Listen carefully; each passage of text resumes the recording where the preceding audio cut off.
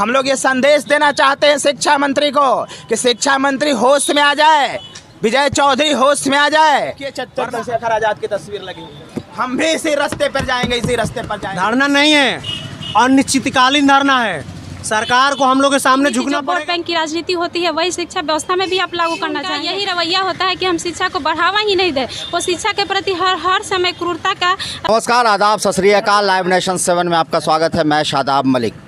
अगर अभी तक आप लोगों ने हमारे चैनल को सब्सक्राइब नहीं किया तो ज़रूर सब्सक्राइब कर लें। पटना का गर्दनी बाग आंदोलन स्थल, और यहाँ आंदोलन किया जा रहा है कुछ ऐसे मुद्दे को लेकर जो बिहार के लिए सबसे अहम मुद्दा है, और मुद्दा है रोज़गार का।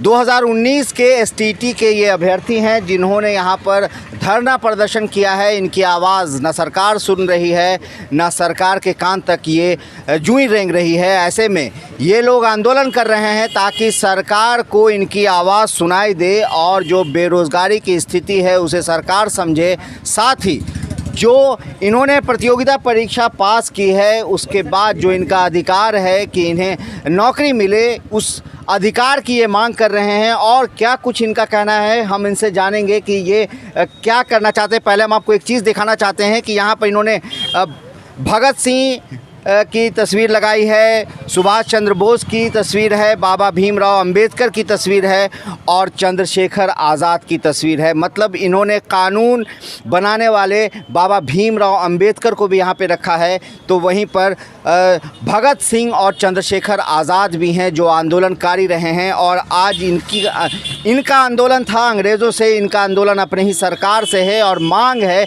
रोज़गार की। इस मुद्दे पर हम बात करेंगे। अनिल, क्या है, आप लोग यहाँ पर क्या करना चाह रहे हैं?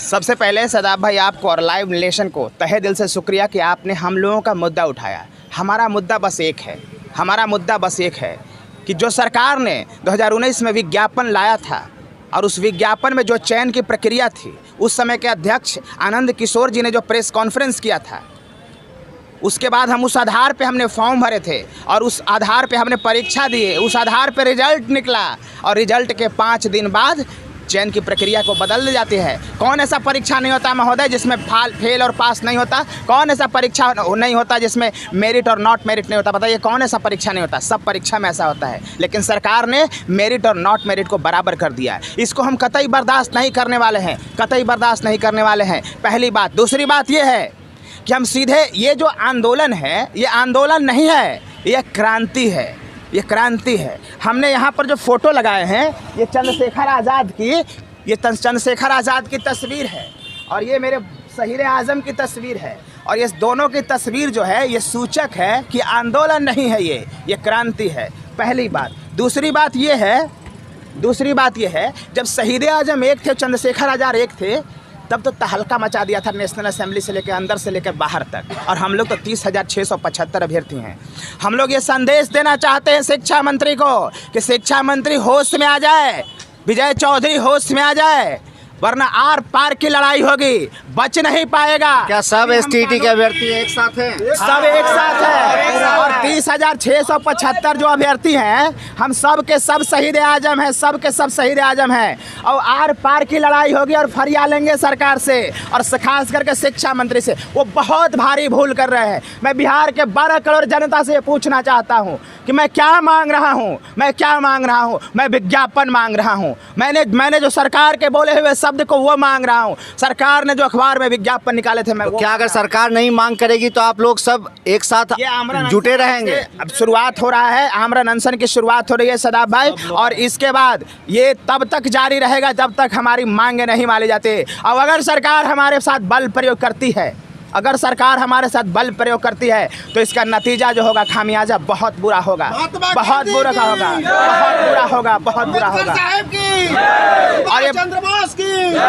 और ये बात आप समझ लीजिए, अभी तक हम मुख्य धारा में सच्चाई के रास्ते पर चल के एक अच्छा रास्ता से अपना करके सरकार को अपनी आवाज़ पहुंचा रहे हैं। वरना मैंने पहले भी कहा है कि अगर विजय चौधरी ने कानून को हाथ में लेने की कोशिश की तो हम भी भगत सिंह, देखिए वहाँ सब चंद्रशेखर आज़ाद की तस्वीर लगी हुई है, देखिए चंद्रशेखर आज़ाद की तस्वीर लगी हुई है। हम भी इसी रास्ते पर जाएंगे, इसी रास्ते पर जाएंगे। और इसीलिए हम सरकार से ये अपील करते हैं कि होश में आ जाए, शिक्षा मंत्री होश में आ जाए। और जो हमारे जो सरकार का विज्ञापन था, जो सरकार ने बोला था, जो आपके आर.के. महाजन ने बोला था, जो आपके आनंद किशोर ने बोला था, उस बात पर लागू किया जाए। अरे ऐसी कैसी नीति है ये? 3 साल जीवन के हमने खर्च कर दिए, 3 साल तक हमने इंतजार किए, और 3 साल बाद आप नियम बदल दोगे, चयन की प्रक्रिया बदल दोगे, हम बर्दाश्त कर जाएंगे। सारे लड़के एकजुट हो रहे हैं।